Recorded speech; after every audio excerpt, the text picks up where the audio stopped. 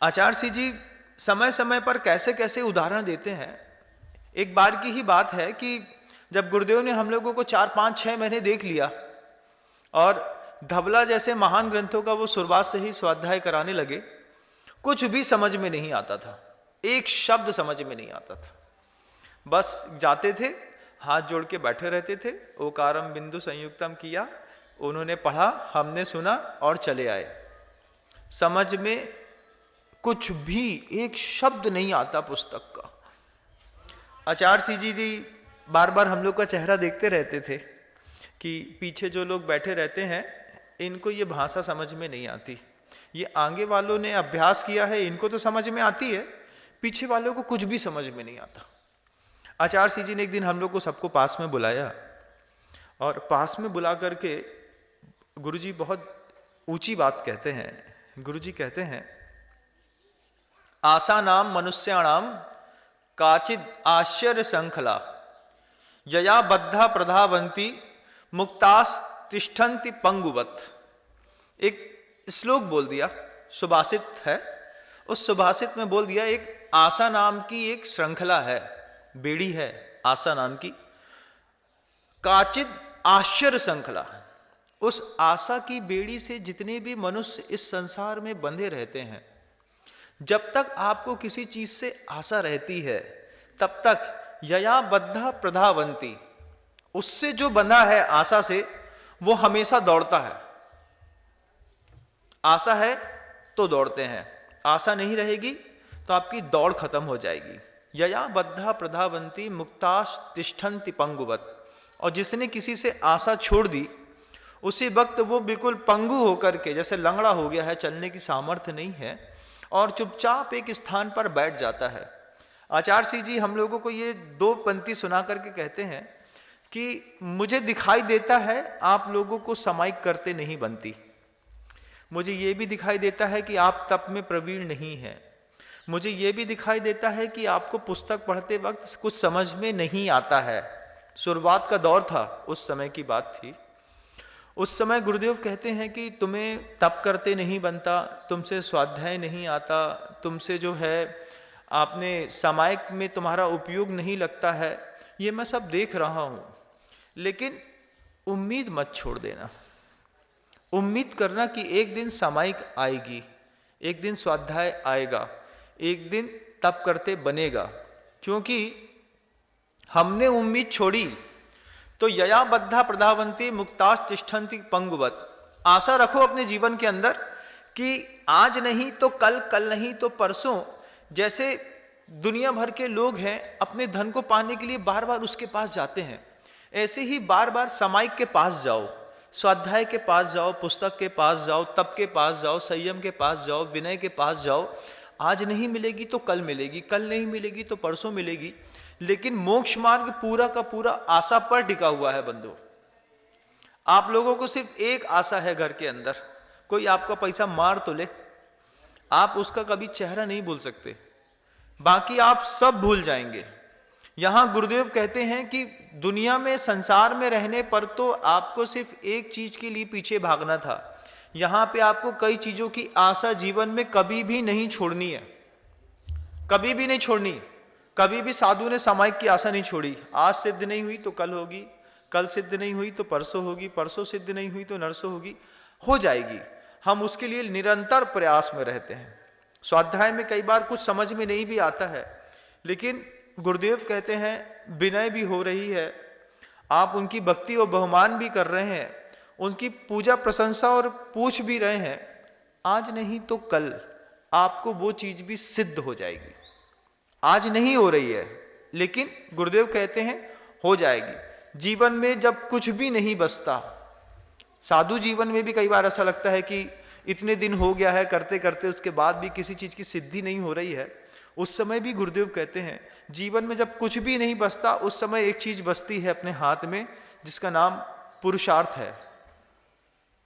बाहर की हर चीज चली गई, कुछ चीज है, और आशा का एक उदाहरण मात्र गुरुदेव ने हम लोग को दिखाया।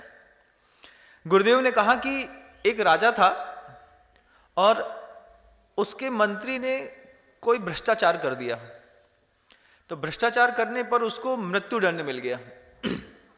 अब मृत्युदंड मिल तो गया, मृत्युदंड मिलने के बाद ही मंत्री राजा से कहता है कि राजा, कल तो मेरी मृत्युदंड मुझे मिल ही गया है, तो कल तो मैं फांसी में चढ़ा ही जाऊंगा, लेकिन मैं चाहता हूं कि आपके घोड़े को मैं शिक्षित कर दूं। तो राजा बोलते हैं कि मेरे घोड़े को तुम क्या सिखाओगे? बोले, मेरे पास वो विद्या आती है जिससे घोड़ा उड़ना जानता है। अब राजा भी समझता था कि घोड़ा तो कभी उड़ नहीं सकता। बोले, 1 साल के लिए, मात्र 1 साल के लिए अपना घोड़ा मुझे दे दीजिए। आपको बड़े बड़े युद्ध करने पड़ते हैं, आपको बड़ी बड़ी लड़ाइयाँ करनी पड़ती हैं, आपको बहुत दूर दूर तक जाना पड़ता है। 1 साल मुझे आपके घोड़े को प्रशिक्षित करने दीजिए। 1 साल के बाद जो है, आप देखिए आपका घोड़ा उड़ने लगेगा। राजा ने बोला कि ये तो तुम फांसी से बचने के लिए बहाना मार रहे हो। तो मंत्री कहता है, नहीं महाराज, फांसी से बचने के लिए बहाना नहीं मार रहा हूं, मेरे पास विद्या है, 1 वर्ष लगेगा, 1 वर्ष में घोड़ा उड़ना सीख जाएगा। और राजा ने उस मंत्री को वो व्यवस्था दे दी। राजा ने कह दिया कि इसको घोड़ा दे दो और 1 साल की छूट दे दो। बोले, आप मुझे बांध के रखो, मैं कहीं बाहर नहीं जाऊंगा, कैंपस से बाहर नहीं निकलूंगा, किसी को देखूंगा नहीं, किसी से मिलूंगा नहीं, कुछ भी नहीं करूंगा, लेकिन घोड़ा दे दो। जाने से पहले ये विद्या मैं घोड़े को सिखा करके जाना चाहता हूं, फिर मुझे फांसी में लटका देना। सामने वाले मंत्री ने 1 वर्ष का समय राजा से ले लिया, घोड़ा ले लिया, एक बहुत बड़े बाड़े में मंत्री को और घोड़े को बंद करके रख दिया कि ये यहां से बाहर नहीं जाएगा।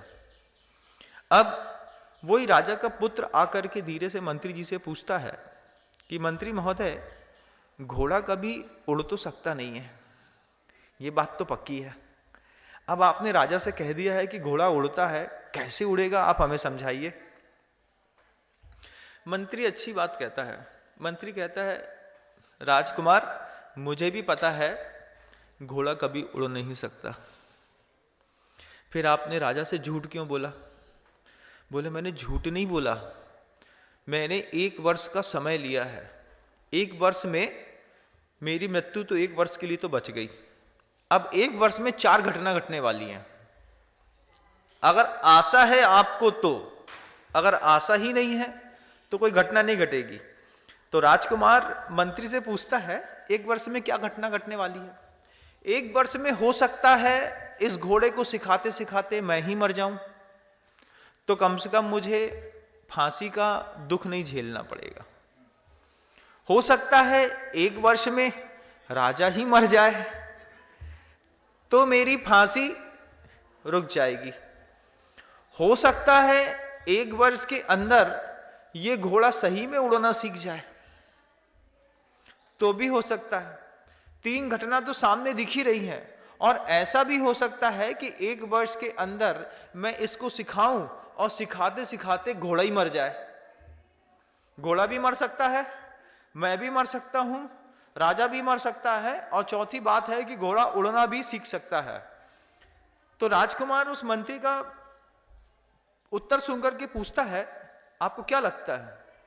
तब मंत्री भी वहां पर यही सुभाषित रत्न को कहता है कि आशा नाम मनुष्याणाम काजित आश्चर्य संखला यया बद्धा प्रधावंती मुक्तास्तिष्ठन्ति पंगुवत, कि जिसके जीवन में आशा है उसको दुनिया की हर चीज मिलती है। मुझे अंदर से आशा थी तो मुझे 1 साल की जिंदगी मिल गई। अब 1 साल में क्या क्या घटनाएं घट सकती हैं, क्या हो सकता है, हमको नहीं पता बंधुओं। ऐसे ही गुरुदेव हम लोगों को कहते हैं कि जीवन में इस बात का हमेशा ध्यान रखना कि कहीं तुम किसी अपने शब्दों के माध्यम से किसी के आने वाले कल की आशा को नष्ट न कर दो। और उदाहरण भी दिया, रास्ता चलते हुए कितने सारे हाथी दिखते गुरुदेव को, कितने सारे हाथियों को देखते हुए गुरुदेव ने एक उदाहरण दिया। बहुत बड़ा लंबा चौड़ा बड़ा हाथी, जो एक समय में हीरा कहा जाता था। हीरा और मोती 2 हाथी चला करते थे शुरुआत में, जब पंचकर्णा इत्यादि होते थे। तो हीरा को एक दिन गुरुदेव ने देखा, हाथी को। हाथी चुपचाप पेड़ की डगाल खाते हुए चुपचाप खड़ा है। खड़ा है तो क्या हुआ? हाथी बोलते हैं, गुरुदेव बोलते हैं, देखो उस हाथी को। हाथी को क्या देखना महाराज जी, हाथी तो हाथी है। बोले नहीं, इतना बलशाली है, उसके बाद भी महावत के कब्जे में है। महावत के कब्जे में क्यों है हाथी? तो गुरुदेव ने कहा जब ये छोटा सा बच्चा होगा तब इसको लोहे की मोटी जंजीर से बांधा और एक खूंटे से गाड़ दिया। इसने पिछले 4 साल, मतलब आगे 4 साल तक इसने प्रयास किया होगा कि मैं इस जंजीर को तोड़ूं और चला जाऊं, तोड़ूं और चला जाऊं, तोड़ूं और चला जाऊं। और महावत जब तक हाथी को खुला नहीं छोड़ता, जब तक वो उसके प्रयास को करता रहता है। हाथी रोज प्रयास करता, हाथी का बच्चा, जंजीर मोटी थी, हाथी का बच्चा प्रयास करे इसको तोड़ दूंगा भाग जाऊंगा, तोड़ दूंगा भाग जाऊंगा। निरंतर 4 वर्ष तक हाथी ने प्रयास किया होगा। महावत 4 वर्ष तक उसको बांध के रखा रहा। एक दिन महावत देखता है कि पैर में जंजीर तो बंधी है, लेकिन हाथी जो है उस जंजीर को तोड़ने का प्रयास नहीं कर रहा। जिस दिन उस हाथी की ये आशा खत्म हो गई कि अब इसको तोड़ने से कोई मतलब नहीं है, उसी दिन से 2-4 दिन और लगे होंगे महावत को ये देखने में। जब महावत ने ये देख लिया कि हाथी ने अब पैर चलाना ही बंद कर दिया है, इसने अपने पुरुषार्थ को ही खत्म कर दिया है, उस दिन महावत ने उसकी जंजीर खोल दी। लेकिन जंजीर खोलने के पहले पहले हाथी का माइंड ऐसा सेट हो गया था कि अब मैं इस जंजीर को छोड़ करके कभी जा नहीं पाऊंगा। फिर वो जंजीर खुली भी रही, तब भी हाथी कहीं नहीं गया। और धीरे धीरे धीरे धीरे धीरे जैसे ही किसी व्यक्ति की आशा खत्म हो गई, अब इतना वो अपनी उस विचार शक्ति में दृढ़ हो गया है कि इतना बड़ा होने के बावजूद, जबकि देखो चारों पैर में उसके कोई बंधन नहीं है, उसके बाद भी वो महावत के आगे पीछे आगे पीछे आगे पीछे हो रहा है। इसको कहते हैं माइंड सेट कर देना। ये माइंड सेट महावत ने हाथी का कर दिया। ऐसे ही कई कर्मों ने, कई पुरुषार्थों ने हमारा भी ऐसा माइंड सेट कर दिया है। हमने उसके तरीके में पुरुषार्थ करना ही बंद कर दिया।